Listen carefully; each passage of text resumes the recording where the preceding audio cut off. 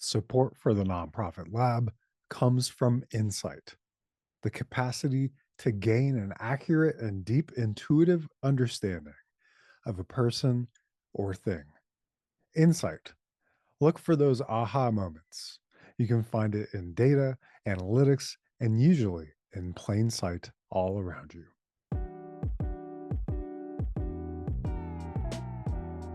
Welcome to the Nonprofit Lab, a podcast dedicated to the ongoing discovery of how we can all be a part of bigger social change through the lens of the nonprofit sector. I'm your host, Kachuriak. I'm an industrial engineer, human-centered designer, and CEO of MatchNice, a social impact tech startup with a mission to connect the nonprofit ecosystem and maximize social impact. Thanks for joining us on our startup journey as we look to uncover and shake up the status quo in the world of nonprofits. What makes people give? It's a question that my next guest has obsessed over for more than a decade. Tim Kachuriak is the founder and Chief Innovation and Optimization Officer for NextAfter, a fundraising research lab consultancy and training institute that works with charities, nonprofits, and NGOs to help them grow their resource capacity. Tim is a nonprofit thought leader, the author of the book Optimize Your Fundraising, lead researcher and co-author of the online fundraising scorecard, Why Should I Give to You? The Nonprofit Value Proposition Index Study, and the Mid-Level Donor Crisis. Tim has trained organizations in fundraising optimization around the world and is a frequent speaker at international nonprofit conferences. He's also the co-founder and board member for the Human Coalition, a member of the board of directors for Open Doors USA, an advisory board member for the SMU Digital Accelerator, and an advisory board member for the Blackbaud Institute for Philanthropic Impact. In this episode, we discuss proven frameworks for why people give to nonprofits, the importance of defining a clear value proposition, counterintuitive fundraising research and insights, creative ways to increase nonprofit donor retention, and the humanity that sometimes gets lost in fundraising. There are so many nuggets of insight and wisdom that I'm excited to jump into with this episode. So let's get right to it. Here's my conversation with Tim. Tim Kachuriak, welcome to the Nonprofit Lab. How's it going? Hey, Puya. Thanks for having me on. Absolutely. It's been a while in the making, this episode. I'm glad that we were finally able to connect. You're a very, very busy individual. So I appreciate you making the time to appear on our show. My pleasure. Thanks for having me. So, Tim, there's so much I want to jump into around NextAfter, the incredible depth of analytics that you all are doing around fundraising. But before we go there, let's start with a more fundamental core question. Can you tell us about your journey into the nonprofit sector? What is it that drew you in? How'd you get started? And like what's your why? Yeah, great question. It's so funny when you ask that question because most people that work in the nonprofit space like took a very indirect pathway in there, and I'm very similar. So my backstory: I grew up in Pittsburgh, Pennsylvania, born and raised. Went to college there. I graduated right after 9/11, which was a bad time to enter into the job force. But fortunately, I worked at a country club all during high school and college. So I like to joke I had 432 aunts and uncles that were captains of industry, and so when I needed a job, I called Uncle Joe. So Joe Blattner was the guy. He was the CEO for Blattner Bruner Advertising. And I knew my entire life I wanted to be an ad guy. Like I was the weirdo kid that would watch TV so that the commercials would come on, right? All So I right. loved advertising. So I go and I, drive to downtown Pittsburgh, and their office was in the USX Tower. And I met with him and I did my little dog and pony show. And he's like, "Oh, I'd love to hire you, kid. But you know what? We just laid off 30 people yesterday. Like 9/11 hit our industry hard, our agency harder. Can't help you." And so that was kind of my experience coming out of college, where I was getting all pumped up from my professors saying, "Yeah, don't take a job for less than $80,000 a year." And I'm like, I'm just trying to go get a job at like a fast food place because nobody would hire me. Right. So anyway, After about 6 months of looking for a job, I met this serial entrepreneur, and he said, look, I've got all these little companies. Maybe you can do some marketing stuff for, these little companies I operate. I said, that sounds great. And then he said, well, wait, why don't you start a company? I was like, well, I don't know how to do that. He's like, well, I do. We've got an incubator on the second floor of our office building. I'll give you a desk. I'll introduce you to people. I'll be your partner, and the rest is up to you, kid. So I was like, that sounds great. I mean, I'm living in my parents' basement. I have like zero overhead. I'm like, this sounds like a dream come true. So I started my first business out of college, and it was called Ambience Marketing Services. We started just doing anything marketing that would pay money. I had all this video equipment. We shot TV commercials and corporate videos. And then I hired this guy, and we started making websites. And like, this is back 2001, 2, 3. This is like back where there's no WordPress. So you build a website, and then you have to build like a custom content management system on the back end of that. But then it's like, okay, well, I've got a website, now what? And so we started doing, online marketing to drive traffic to the websites. So anyway, long story short, I did that for about 5 years, loved what I was doing, wasn't excited about the clients I was working with. Not that they were bad. It was like, but we had a lot of automotive dealerships and law firms, right? And that didn't really spin my wheels. So I ended up like selling that company. I went to work for a nonprofit in South Florida. I was there for about 4 hours, and the founder of the organization had a heart attack. So the day I got there, he has a heart attack. He's in the hospital for about 6 months, and then he passes away. And we went from a $36 million a year organization to 18 in less than 12 months. So it was like a death spiral. And so I was hired to do digital just communications. They said, look, whatever you're doing online, figure out how that generates new revenues. So that was my first violent shove into fundraising. Came to discover that there's basically marketing agencies that work with nonprofits. We happened to work with one based out of Dallas, Texas, called KMA Direct Communications. They said, look, why don't you come to Dallas? I don't know what your prospects look like, in South Florida. So why don't you come to Dallas, come work for us? We've been doing direct mail for 30 years. We'd love to get into digital. So I went to work for KMA Direct Communications. I was there for about 2.5 years.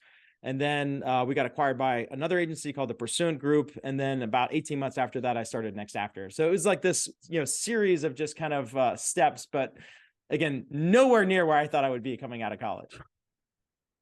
That is a really wild story of just like turns and pivots and like adapting to the opportunities in front of you. And it's amazing that within all that, you landed in the nonprofit sector, because it seems like, Tim, you could have done anything, and you chose to go into the nonprofit space. And this kind of marketing mindset, ad mindset that you have makes sense now that I'm kind of thinking about the analytics that NextAfter brings. So tell us about what NextAfter is. How would you describe the mission of your organization and the work that you all do? Yeah. So, I mean, the mission of NextAfter is to decode what works in fundraising and share that as broadly as we possibly can with people that do fundraising, so that we can achieve our vision of unleashing the most generous generation in the history of the world. So, you said, what is my why? What drives me? I think that when people give money to causes they care about, a miracle takes place, right? It's like people, we're so surrounded by constant messages that just scream consumerism, right? It's like, everything you have is for your own pleasure, your own delights, your own needs, your own wants, your own desires. But what fundraisers do is we give people a moment of pause. We present them with a need, an opportunity, a social injustice. And we say, you can spend everything you have on yourself, or you could take a small portion and you could give that to meet the needs, wants, interests, and desires of others. And I think when that happens, that is a miracle. And so we're just trying to go facilitate the miracle workers that exist every single day that work inside of nonprofits with better insights, better strategies, better data, better analytics, so that they can actually do that with greater frequency. Wow. You've clearly pitched that before, Tim. That was very concise and to the point. And I love that you said like the most, what was the term that you said? Like the most generous generation in the history of the world. Yeah. Yeah. What is that? Which generation is that? It's the generation we're in right now. So like, I mean, look, I guess what really attracts me about that is that that's something that can captivate my imagination for the next 50 plus years. Right. And even if we make a small dent, like we're not even able to get there, like that's actually a life well lived. Right. So like I sleep well every night. I mean, I feel like when we do our job well, we're making the world a better place, and we're making the world a more generous place, which I think enriches not just the Yeah. people that are receiving gifts, but the givers as well. Yes. Well, glad to be part of that generation with you. I know there's a ton of data I'm sure that you all have done around intergenerational patterns and giving and volunteering and all of that.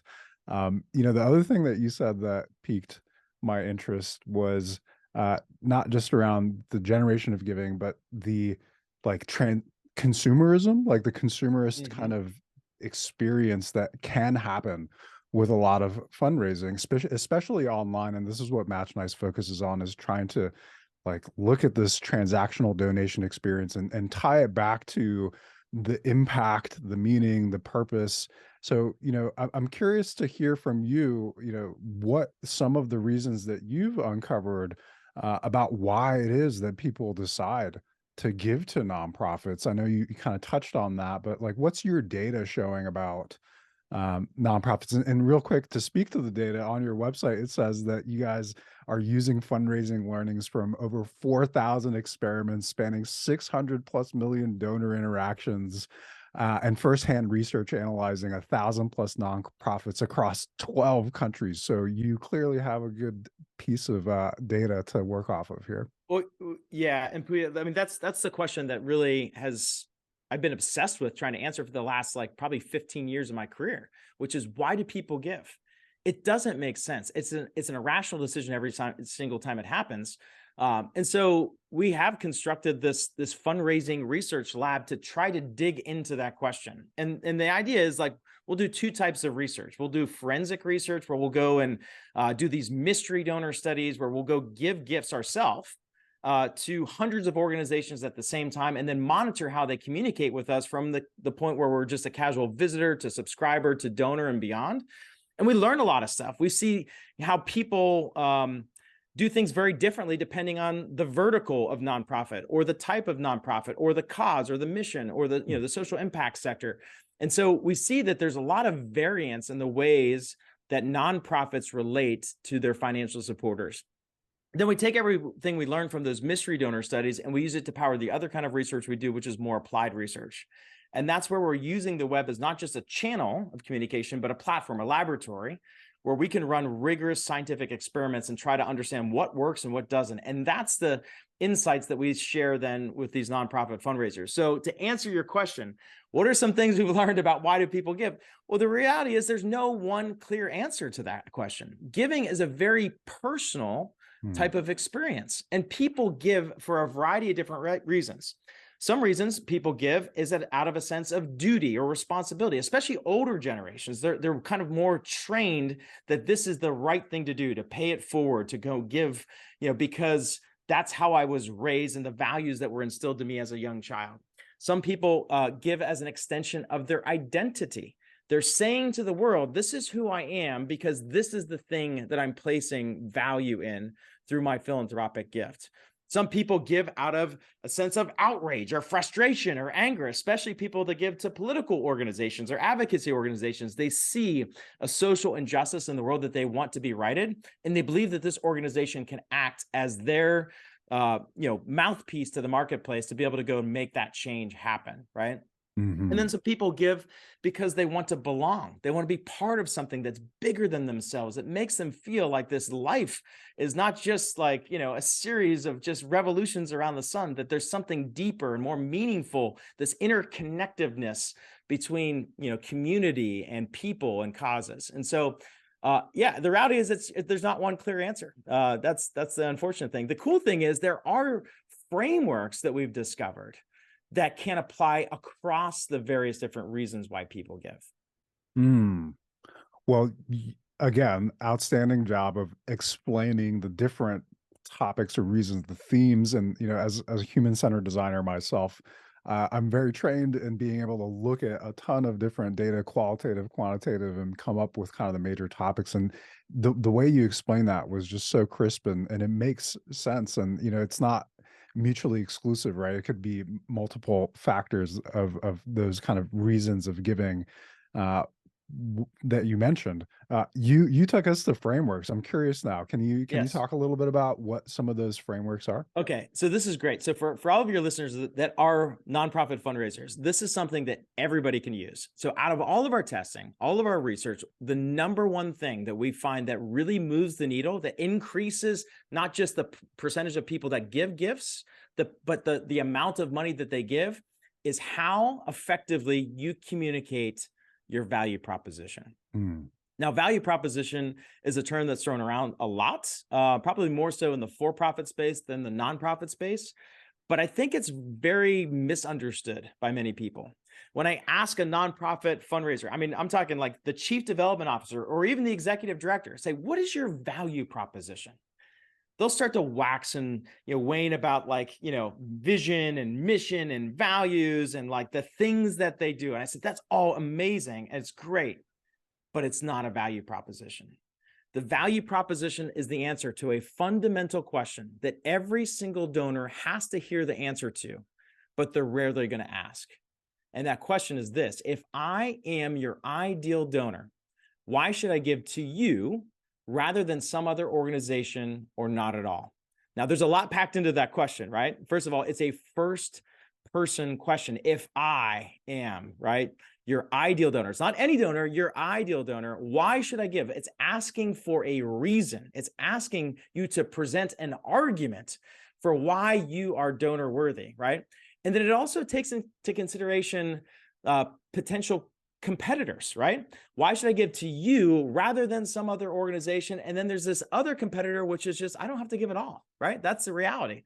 Like nonprofit, it's not like people are online Googling, I've got a bunch of money to give away. Who should I give it away to today? Like, that's not the way that our industry works. Like, we have to go and create a reason for people to not just give to me, but to give, period, right?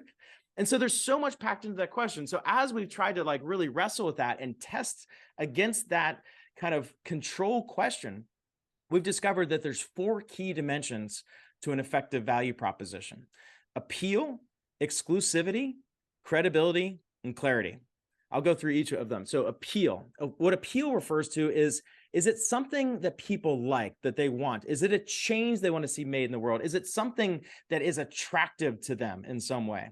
If it's not attractive to a large enough audience of people, you don't have a market for your cause, right? So the greater the appeal, right, then the greater the market. So for example, if I say, our organization is going to make hunger irrelevant, it's going to go away. Like, that's very, very, very appealing, right? And so there's probably a large audience of people that would be really attracted to wanting to get behind that. But then there's the second factor, which is exclusivity. Exclusivity means how are you different than one of your competitors, right? Like, what makes you different, unique? What's your unique approach, right, that makes your organization different from all the other competitive options? So if I have something that has high appeal, right, and high exclusivity, that's great. That means that I am the only organization that is doing this thing. But if I have low exclusivity, that means that there's probably a lot of competing options and I have to differentiate myself in some way. The third element is credibility. So this is like, do I believe it? Do I trust it? Do I trust you? Are you the right organization to be able to go and deliver this social impact? And you have to consider, how do we go and answer that? Do we bolster some of the various different claims we make with data, with facts, with figures, with endorsements, with bona fides, these various different things we use to support these claims with, something that's third party. And then the final piece is clarity. And clarity is the absolute bedrock of any effective value proposition. And it's probably the hardest thing, the thing that most nonprofits struggle with. Clarity means, do I understand the reasons why I should give? And the problem is, and this is a classic problem between the marketer and the customer, the fundraiser and the donor, right? The problem is that we view the world completely differently, right? We see, like, from a fundraiser's point of view, we see things very from an organizational centric point of view. And we view the world that way. We view our value proposition that way. But the donor, they see the world from a donor centric point of view, which is very, very, very different, right? Right. And so what we need to do is we need to find a way to begin to see through the eyes of our customer, the donor. That's where the testing and experimentation really comes into play. We have to take our ideas, our concepts. Here's what I think my donor wants to hear. Let's go test it in the marketplace and measure what the output is in terms of this versus this, right? And that's what we do every single day. Another solid methodology framework: appeal, exclusivity, credibility, clarity. As you were speaking those kind of terms and the formula, I should say, of like what creates this compelling reason for a donor to give, I couldn't help but also think about my own position as a startup founder. And one of the big themes, Tim, on this podcast has been trying to demystify this perception that some donors may have that nonprofits are not businesses, that they're not like, right. nonprofit doesn't mean no profit, and it doesn't mean that there couldn't be a sustainable model. And like when you said appeal, I was thinking market size. Who's your target market? When you said exclusivity, I'm thinking like, what's your key differentiator? Credibility, as any fundraiser, you have to build that belief and trust. And then the clarity, that do I understand the reasons why I should give? That's one of the big focuses of Match Nice too, is like creating that transparency and credibility around the impact of what that donation is and how it matches back to that exclusivity factor. I'm curious to hear from you. I've got a few ideas bubbling in my head, but how is it that nonprofits can, take this framework and then put it into action, put it out into the world, and best communicate with not just in one-on-one conversations with major gift donors, but like the world at large. So this is more of like the question for the marketer and you.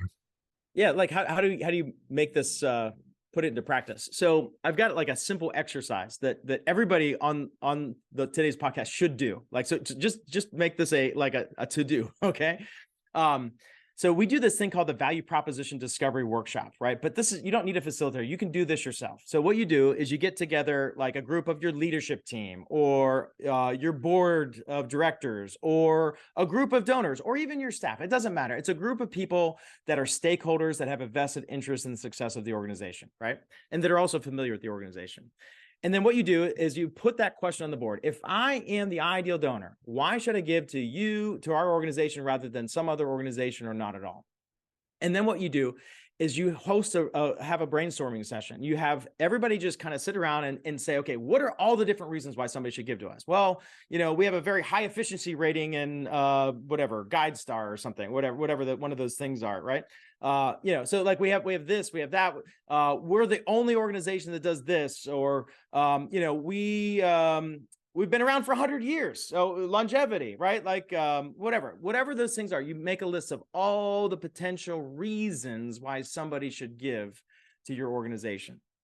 Okay. And then this next part of the exercise is important. So you give every single person a piece of paper. You have them, so you number every single one of those claims that you've put on the whiteboard. You have people write the same numbers on their little piece of paper. And then you go through each of those claims and you score them based on your perceived appeal and exclusivity on a score of 1 to 5. So if something's very appealing, this is very attractive, people are going to love this, it's a 5. If it's like kind of not really appealing, not really attractive, it's going to be a 1, right? If it's exclusive, it's like if you're the only ones doing it, it's a 5. If everyone's doing it, it's a 1. So each person does that independently. And then you go around the room and everybody shares their scores. And what you're looking for is tight grouping, right? So if I say that the appeal is a 5 and you say that the appeal is a 1, we're like, hold on a second. There's something that's not clear between how you read the claim and how I read the claim. And we say, well, I interpret that to mean this. And you're like, oh, I interpret it to mean that. And it's like, okay, cool. How can we actually go and revise that claim so that it actually is more clear to both of us? And then we go rescore, right? So you go through that whole process. And then what you're trying to do is say, okay, what are my top performing claims in the area of appeal? What are my top performing claims in the area of exclusivity?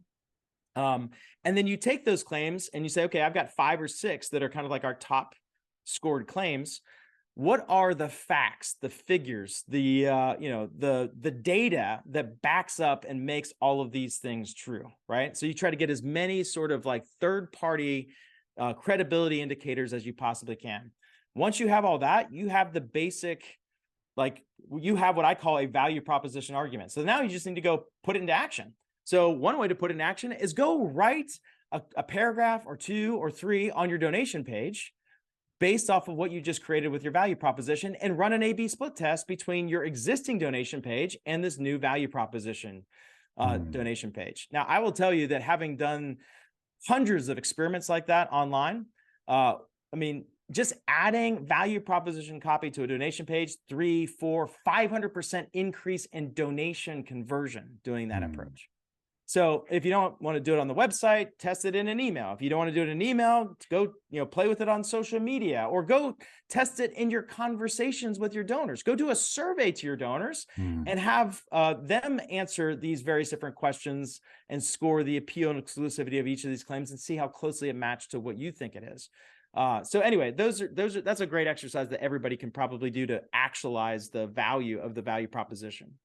Well, thanks for providing such clear instructions for everyone to put that into action. And as the fundraising committee chair and board member of a nonprofit, I will absolutely take you up on that instruction and lead such an exercise. I think it's so awesome how you've been able to then bridge that into like the donation page. Also this could, as you said, like live on the website, a case statement and conversations, and then the A/B testing. And I think what's important about what you mentioned as well is it can be an iterative process, right? Like it doesn't have to be this perfect thing before you put it to market. It's better to get something out there, let people react, and adjust and fine tune that based on the feedback that you're getting. It's brilliant. Well, and that's one of the biggest challenges that I think a lot of nonprofits, it's one of their objections to testing. They say, look, but like, what if it doesn't work? I'm like, well, what if it does? You know what I mean? Like, what if what you're doing doesn't work, right? And so like, is it a bigger risk to do the same thing over and over again and expect the same results? Or is it a bigger risk to go test something that may or may not work, but may also be the breakthrough that leads you to the next level of your organization's, funding growth? So that's why I say, like, always test. It's very, very, risk adverse to test.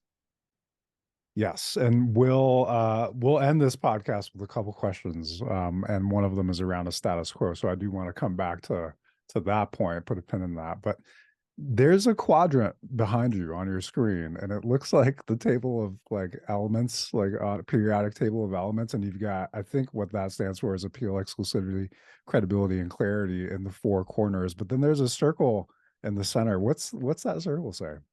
Emotion, right? So you can't make a purely logical argument and expect it to be effective when you're asking people to give, because people first make a decision based off of a visceral response that they have. We make all of our decisions based on emotion first, and then we use the logic and the reason to go and rationalize the reason why we make that decision.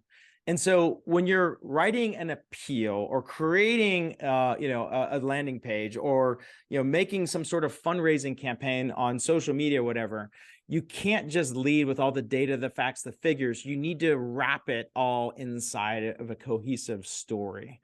And that story needs to go and, showcase, it needs to, first of all, connect with the person, right? Because like people give to people, not to websites, not to emails, not to landing pages, not to direct mail campaigns. People give to people first and foremost. So you have to humanize that, and then you can rationalize the reasons why somebody should give with that value proposition argument. Yeah, the emotion being the center. I like how you put that, kind of the first order of it being an emotional response. And actually on the previous episodes, I think episode 17, where I interviewed Sherry Cheney Jones from Sure Impact, we had this really great discussion about the importance of having the qualitative storytelling that appeals to the emotion, but that it's as important to also pair that with some of the quantitative, like impact statistics and numbers. Like just going with one may leave someone craving for more validity on the quantitative side, and if you're just leading with numbers, like people are wondering, like, where's the humanity and the emotion in this as well? Right. Exactly. Well, you've kind of very clearly categorized your findings around why people give and kind of the motivations for giving, emotion being kind of the foundation. for that. I'm really curious to know, have you come across any really surprising findings in your fundraising research, things that maybe feel counterintuitive? Every day. Yes, absolutely. So I'll run through a couple real quick ones. So everyone knows that like video is like the future of the internet. Like everything needs to be video, video, video, video, video, video. And video has been like a high performance medium when it comes to increasing engagement. Like if I go post a video on LinkedIn or on Facebook or whatever, I'm going to get so much higher engagement with that than just a static image. However, the one place we have not seen that video outperforms text is on the donation page itself. So we have run dozens of experiments where we'll take a video that's on the donation page, and then we'll actually go create a text transcript of that same video. So it's the same message, same content, different delivery method, and put it on the donation page. And what we find is that the text 150, 300, 560% was the highest I've seen increase in performance over the video on the donation page. Now, anytime you see a result like that, and especially when that happens over and over again, you have to ask the question, well, why is that, right? Like, what is causing that? We have had many different theories over the years. I don't know if any of these are true, but here's a few. So one particular experiment we did was with a university, and it was a video of their president, and we took the text transcript, and we showed him the results of the test, and we thought he was going to be like upset, just like, oh, people don't want to see my face, you know what I mean? But he didn't say that. He said, no. I totally get it. He said, because my reading bit rate is much faster than the video playback bit rate, meaning I can go and actually extract meaning and information from the text a lot faster than I can from a video, where I have to be subject to the director, the producer, the actor's portrayal in many cases of that thing, right? I think also, like, when you read, it activates a different part of your brain than when you watch, right? Now, how that's connected to giving and releasing of oxytocin or whatever it is, I don't know, but like that's something that we found to be very counterintuitive to a lot of the popular things that you might read online. Here's another example. If you look at most nonprofit fundraising emails, they're highly designed. HTML, graphics, image, big clickable buttons. If you read the copy, it sounds like it's written from a professional copywriter, because the big organizations will hire a big copywriter to do that. And what we've done is we've tested just getting rid of all of that marketing veneer, getting rid of the images, the graphics, the HTML, and even rewriting the email so it sounds like it's coming from more like a friend, you know what I mean, another human, rather than a marketing machine. And what we find is like 300, 400, 500% increase in donations, not opens, not clicks, but donations, taking that plain text simplified approach versus the highly designed. Now, there's a technical reason why that works. So first of all, like when you send an email and it goes to like Gmail or Yahoo or whatever, like, so, Gmail and Yahoo, they want to provide a good quality service to their customer, and the customer is using them for email. And so if they're getting tons of what they deem to be marketing or spam, they're going to go take that stuff and go put it in the promotions tab or, the dreaded, junk folder. So when you just get rid of all that junk, like, you get better inboxing. So that's the reason one, why it works. But two, goes back to the principle that we talked about. People give to people, not to email machines, not to donation pages, not to direct mail campaigns. People give to people. The more that you can humanize your communications, your fundraising, your messaging, the more effective it'll be. Brilliant. Yes. And it makes intuitive sense, right? Everything that you just said just is so easy to put into action as well. I think we all get so many different marketing emails from retailers or whatever it is, and we want to see a change. Like what you're talking about is trying to push a change in nonprofit fundraising, moving from what I believe to be a status quo, particularly online right now, which is the kind of transactional, impersonal nature, to something that embraces this fact that people give to people, and making that appeal more personal and connected. Those are two really fascinating examples of just surprising findings that feel really counterintuitive. I feel compelled to ask if there's any other one, like one more that you think was like one that really jumps out. Yeah. Oh, yeah. So, and this is another one that's really simple. So if you go to look at most nonprofit donation pages. So you click the donate button on their website, you get to the donation page. One of the things that you typically find is that there's not a lot of text on that page. And the conventional wisdom is that like once somebody gets there, they have made up their mind that they're going to go give a gift and I just need to get out of their way. Well, that couldn't be further from the truth. So there's tons of benchmarks out there. I think the most recent one from M&R says that like 17% of the people that click on the donation button actually complete the transaction, which means that like 83% of the people that get there aren't giving. Well, why is that? Well, if you get to a page and all there is a form, that page is all cost and no value, right? So the cost is not just the material cost of the money that I'm giving, but it's the mental cost of having to go fill out the form and figure out this and answer your stupid questions and all that kind of stuff. And then submitting, the thing, and then it doesn't work. Oh, I missed this, like it's all work, right? And so what's missing from that page is value. And one of the simplest ways you could do that is by adding copy that lays out the reasons why people should give. That is the simplest test that we run with every single one of our clients when we first start working with them. And it's a guaranteed, almost guaranteed winner. And sometimes we'll create like 16 paragraphs of text and there are people like, oh my gosh, nobody's ever going to read that. And oh my gosh, you buried the donation form at the bottom of the page. They're never going to see it. But what in reality happens is they see 150% increase in donations, right? Because the people that read that copy are the right people. Those are the people that actually see value in that copy. And those are the ones that ultimately are going to give.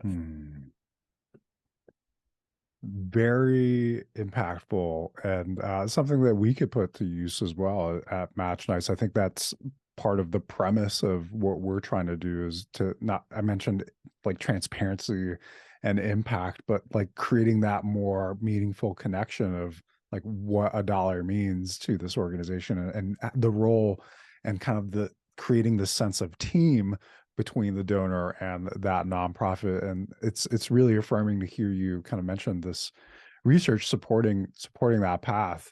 I'm curious to hear from you what other changes or trends that you're seeing right now, or like the big questions that you're like digging into right now that maybe is like keeping you up, or like data that you're sifting through right now. Yeah, for sure. So, I mean, the biggest thing, and this is not like anything new, but it's just been progressively getting worse, that retention of donors is an epidemic in our space. So most nonprofit organizations are going to lose between 60 and 75% of their donors every single year. That is unsustainable. And so, what agencies do, like NextAfter, is we say, look, you got to keep replenishing and get new donors every year because you're going to lose these donors. And that's really easy for nonprofits to understand and track because they have like metrics, and it's like, I know what my cost per acquisition is, my this, my that, whatever. But what nobody has really kind of cracked the code on is how do I retain more of my donors? A retained donor is worth way more than a newly acquired donor. And so what we are doing is we're launching a series of different kind of research projects, trying to really finally crack the code on how do we increase donor retention. And one particular thing, we're doing a mystery donor study in partnership with another data company to be able to go and look at 200 nonprofit organizations and see what different things that they do actually has an impact on donor retention. So looking at their various different like marketing, fundraising tactics and how that relates to donor retention. Another thing we're doing is a 14-month longitudinal experiment where we're using programmatic advertising, direct response, or not direct response, connected television, and brand advertising, and supplementing that with also direct response advertising to existing donors and seeing how that actually ultimately impacts. So basically doing omni-channel marketing through a variety of different channels. So for example, you give to this nonprofit organization and then later that week, you go check your scores on ESPN and you're just seeing like a kind of a brand ad for that organization. And then you're at home, you're watching television or Netflix or something, and you see a television brand ad for that nonprofit organization. A lot of that stuff wasn't accessible to nonprofits because we can't buy linear television because it's so expensive. But I can buy connected TV because I'm targeting individuals as opposed to targeting day parts and demographics. So it's a whole new way to really add additional channels that hopefully will increase brand recall. reinforce like the fact that I made a really good decision by giving to this organization because I'm seeing these stories of impact everywhere, and hopefully increase my renewal rate to give again the next year. So that'll take a year to, obviously like to run and to validate. But if we can figure that out, and that's like a play that every nonprofit can run, like, man, then it's game over, right? Like then we're talking about like we're gonna have a whole new podcast after that. Yeah, right. I'm glad you brought up retention. One of the biggest metrics that fundraisers are looking at is recurring donors, and moving someone from the one-time donation to the monthly donation. Have you seen anything in your research that indicates like what things might push a donor from their online transaction to go from a one-time donor to, okay, like instead of donating, $100 now, I'll just donate $20 a month for this year? Absolutely. Oh my gosh, we've tested a number of different things. In fact, we did a study with Salesforce. Salesforce.org sponsored it, where we did this recurring giving benchmark study. There's a whole bunch of data in there, but let me tell you a couple of things that we tested. So one thing is, if you go to most nonprofit websites and they say, they've got the different gift array, like $50, $100, $200, or whatever, and then it's like, do you want to make this one time or recurring? And it's just a question, one time or recurring, check the box. There's no value proposition. Why would I choose that? Right? So we've just added, like, in some cases, like one line of text. Do you know that when you make a recurring gift, you're able to have a sustaining impact that's going to have a multiplying effect of blah, blah, blah, blah, blah, blah, blah, blah. And it's like, boom, that increases recurring giving by 65%, right? Like when we've tested that. Or when somebody's going through and they're completing a one-time transaction, you maybe have seen something like this before, and they hit the submit button. It pops up with this little screen. It says, hey, hold up one second. Before you complete your gift, what if you would like to give less, today, but do it on a regular basis, and you'll have a sustaining impact. And like what we find is like that can actually move the needle and increase the number of people giving recurring gift. It's a very risky thing because people are like, you don't want to disrupt somebody when they're hitting, completing a transaction. But what we found is it doesn't negatively impact the overall conversion rate. It just increases the number of people that are giving recurring gifts. So it's things like that can make a big difference. We've also introduced this concept of doing automated recurring giving campaigns. So, when you do a campaign where you're saying, look, we're just looking for 10 donors this month to go and give, as part of our leaders club or whatever it is at, $20 a month. But if you have a finite number, if you're saying we're looking for 10,000 of those people, are like, I don't know. But if it's like, I just need 10, and then like the second email is like, we just need 8, we just need 2, you know what I mean? Like it creates this bandwagon effect, and people always want to go close those kind of campaigns out. But if you do it, you can do that one time a year, and then it's like shoot one bullet and you're done. But if you make an automated, so it happens every year as new donors come into the organization and a new crop of people kind of go through that campaign cycle, that's another thing we found to be incredibly effective. So, yeah. Super. And by the way, recurring giving is the number one way to increase your retention rate, getting people to become a recurring giver. Yes. Right. Well, Tim, I feel like we could I have so many other questions to ask, but I want to be mindful of your time here. So, I think I'm going to switch the topic maybe from some of the stats and figures to some of the core beliefs that you have based on kind of what I've read about you. One of your beliefs is that there is no such thing as a fundraising expert, which I thought was surprising, given that like you seem very much like a fundraising expert. That's kind of what NextAfter does. Can you explain what you mean by that?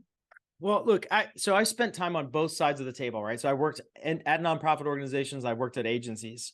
And everywhere I've been, I'm like the digital fundraising guy. People like nonprofit space is dominated by like gurus and kind of like, I'm the consultant, trust me, I'm a doctor kind of thing. And what I knew being that person for many years is that like, I was full of crap, right? Like I didn't know all the answers to people's questions. People looked at me like I did. I would say things with such like, tremendous, like, just charisma and positivity that people would get on the bandwagon and say, oh, he must know what he's talking about. But I know deep down inside that I don't, right?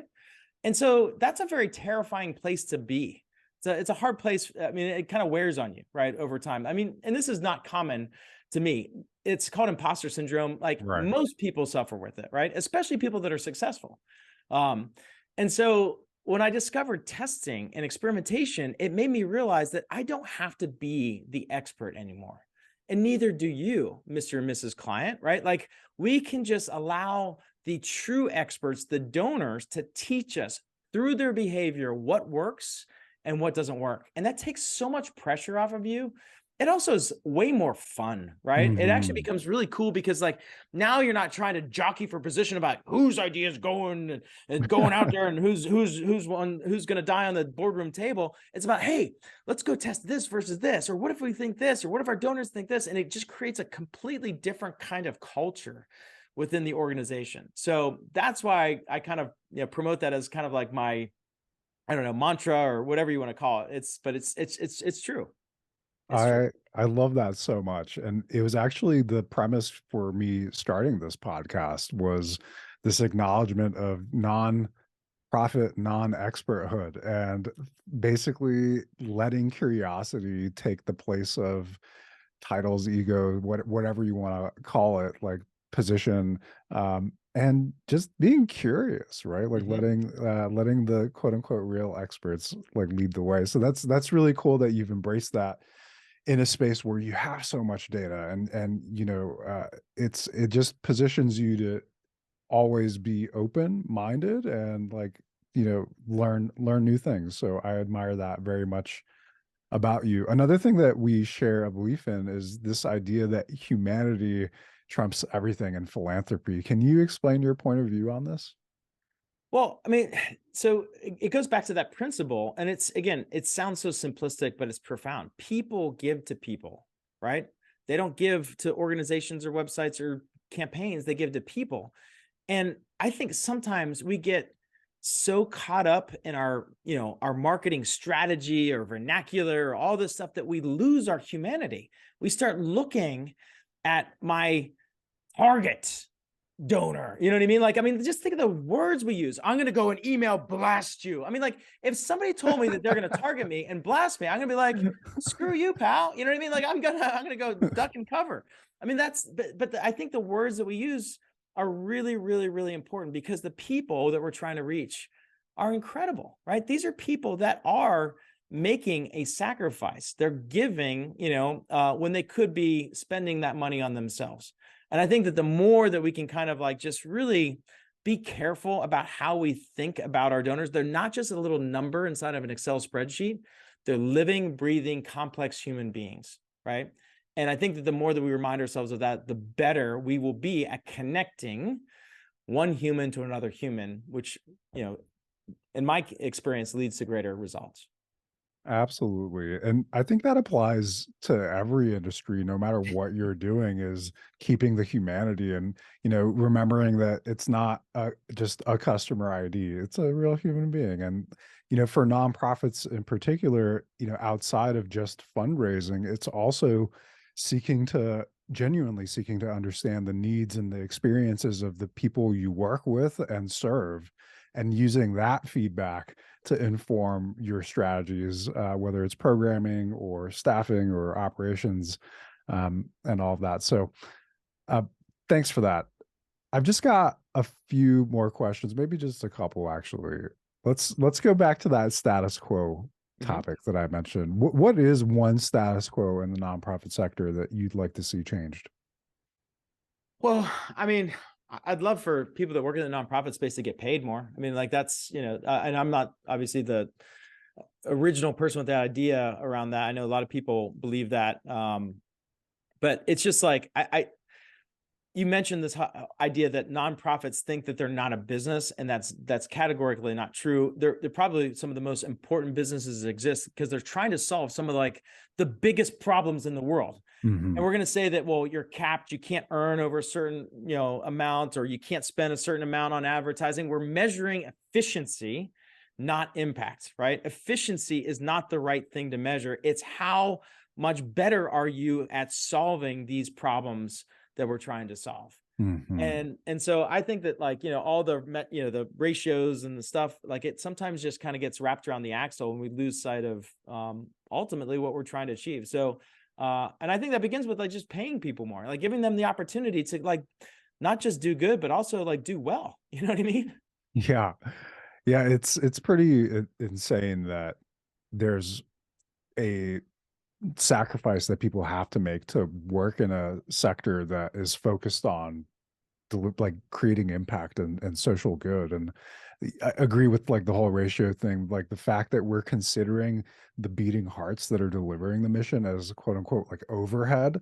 uh I'm really hoping to be part of this wave, and I'm glad to hear that you are as well, of changing the narrative around that and hopefully promoting increased pay for folks working in the sector. Yes. Tim, you've been very generous with your time, with your insights, especially. So many nuggets of wisdom to take away from this episode. I've got just one final question for you as I heard the little ding. Time is coming up. One final question. What do you want your lasting legacy to be? Mm. Um, I'd say that, I lived a generous life. I mean, that's something, obviously working in the nonprofit space, you're constantly like in touch with that and exposed by that. And honestly, like our business depends on that. If people don't give, I don't have a business. You don't have a business, right? Probably. I mean, so being constantly surrounded by that, I'm like, okay, how do we not just like benefit from that, but how do we lead that, right? And so we've tried to engineer generosity into every single aspect of our company.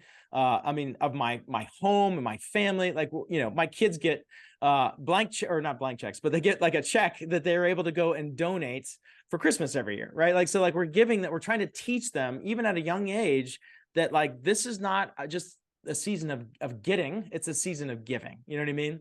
But that's the thing that I hope is, on our mantra, our cornerstone, our keystone value at NextAfter is to err on the side of generosity, right? Mhm. And so, what do I want on my tombstone? Tim erred on the side of generosity. I love that. Tim, thank you for being such a catalyst of knowledge around fundraising, for really being part of putting the data and empowering the most generous generation, and for everything that you're doing to, I love what you just said, like engineering the generosity as well. Like this has been an incredibly insightful and valuable conversation. I think many of our listeners will take plenty of the lessons that you've shared and be able to improve their value proposition at the end of the day, and make the impact that they need to make. So, really appreciate all of your time, all of your insights, Tim. It's been an absolute pleasure having you on the Nonprofit Lab. Any plugs that you wanted to make for NextAfter before Uh, we? I'm just going to plug you. So first of all, like I've done a ton of podcasts, and like this is probably one of the most delightful conversations that I've ever had. So That's thank sweet. you. You're an amazing host. You're doing a great job, and I really, Thanks. really enjoyed being on. So have me back. Ah, sweet. I would love to. Maybe we can circle back once you're done with that 1 year study or that next report. We'll stay in touch, Tim. That'd be great. Awesome. Thank you. Excellent. Thank you so much. Big thanks to Tim for joining me on the show. We'll drop links to the NextAfter website, the online fundraising scorecard, which you can download for free on their website, along with many other resources to help grow your online fundraising capacity. There's a lot of knowledge to absorb, which personally for me, it takes putting into action to really understand. So, with that, we'll end this episode on this quote. There's a great difference between knowing and understanding. You can know a lot about something and not really understand it. So here's to putting knowledge into action. Applied knowledge is power, as they say. Thank you for listening. If you enjoyed this and other episodes of the Nonprofit Lab, please consider taking a moment to like, subscribe, rate, and share our podcast with other nonprofit and social impact wisdom seekers in your network. And as always, be well.